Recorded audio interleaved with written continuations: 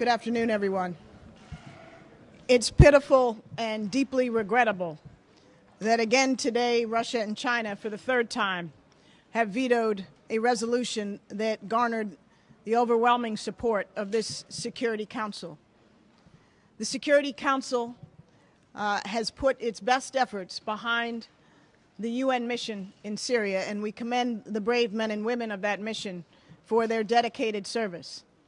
Yet it was plain from the beginning that if this council were unwilling or unable to back up that UN mission with the tools at our disposal, even the basic tools of political support, to indicate that if our decisions are not adhered to, that there will be consequences, meant that this mission could not succeed. Joint Special Envoy Kofi Annan made it very clear that what he sought from this council was unified message of consequences on the parties for non-compliance. The Secretary General of the organization repeatedly appealed for this council to assume its responsibilities under the UN Charter, use Chapter 7, and make it clear that there will be consequences for non-compliance. That is what the resolution that was vetoed today aimed to do. It aimed in the first order to provide the UN monitors and civilians on the ground with the political support of this Security Council, the last best chance they had for their mission to potentially succeed. Instead, we have seen the situation, the status quo persist as the situation deteriorates. And as I said in the Council, the status quo is by no means static. It is a rapidly deteriorating conflict that is costing hundreds of lives each day and that threatens to engulf the region in a wider war. That is the consequence of the third veto by our colleagues on the Council today. I am happy to take a few questions. Thank you.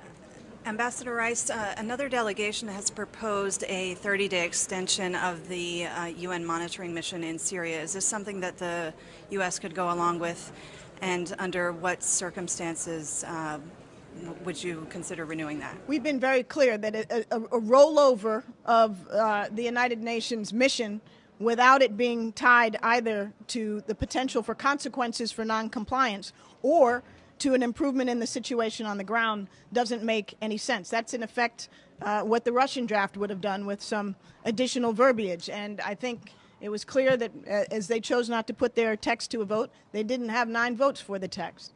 Now, we might be prepared to consider a final brief extension of the mission, should that be proposed, if it would allow for the monitors and the civilian staff to withdraw safely and orderly, and make it clear that unless and until circumstances dramatically change, that the government suddenly and finally adheres to its obligations under the 6-point plan and conditions change on the ground, that it is not viable for the mission to continue.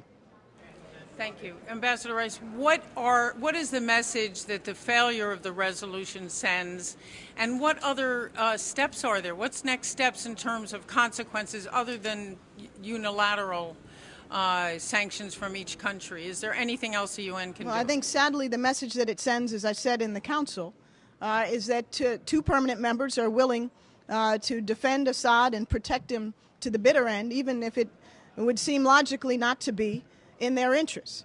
I think the consequence of today's action is that the situation will continue to deteriorate, and that the best efforts of Kofi Annan and this Council to stem the fighting and to launch a political process have not thus far succeeded. From the United States point of view, as I said in my explanation of vote, we'll continue to support the Syrian people. We'll continue to support any prospect for a peaceful political transition. We'll continue to provide humanitarian assistance and aid. But we and others increasingly will have no choice but to look to partnerships and actions outside of this Council to protect the Syrian people. Ambassador, you mentioned concern about Syria's chemical weapons. How, in your estimation, how likely is it that he will unleash those on the population? We have made it repeatedly clear that any use or transfer of chemical weapons would result in those responsible being held accountable.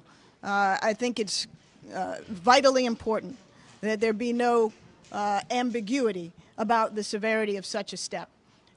Indeed, we have said repeatedly that it is the responsibility of the government to secure its stockpiles, and we wish to see that that is indeed the case. Ambassador, do the two vetoes mean that diplomatic efforts to resolve this here at the UN are over? And how will history look upon what happened today?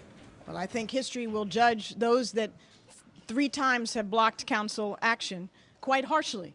These resolutions, even this third one, did not itself impose sanctions. It simply said that should the situation persist, sanctions might be the next step within a short period of time. It merely took the decisions that this Council has already made and put them under Chapter 7. It merely took the action plan agreed in Geneva by all the permanent members and made it more binding under Chapter 7. So I think history will judge harshly those that prevented this Council repeatedly from assuming even its most basic responsibilities. Yeah, sure. I wanted to ask you, you spoke a lot about Russia and China, but what about the abstentions of Pakistan and South Africa? Specifically, South Africa said it was a one-sided resolution because it would only sanction the government or had no option of actually sanctioning the opposition to get them to comply with the 6-point plan. What do you make of that criticism? Well, first of all, the resolution was balanced. It did contain obligations for the opposition under Chapter 7, as does the Annan Plan itself and the Action Plan. And made clear that, as consistent with the Annan Plan, that the first step has to be the government, which accepted this obligation, to halt the use of heavy weapons and to redeploy its forces away from population centers. That is the heart of the Annan Plan. That is what this Council has endorsed. Sadly, we have not backed up that endorsement with the next steps, which the Joint Special Envoy and the Secretary General urged, which were consequences for noncompliance. So the resolution as drafted was fully consistent with the 6-point plan, with what Kofi Annan and Secretary General Ban Ki-moon had asked of the Council. And surely at the 11th hour, it wasn't necessary to rewrite the Annan Plan. Thank you.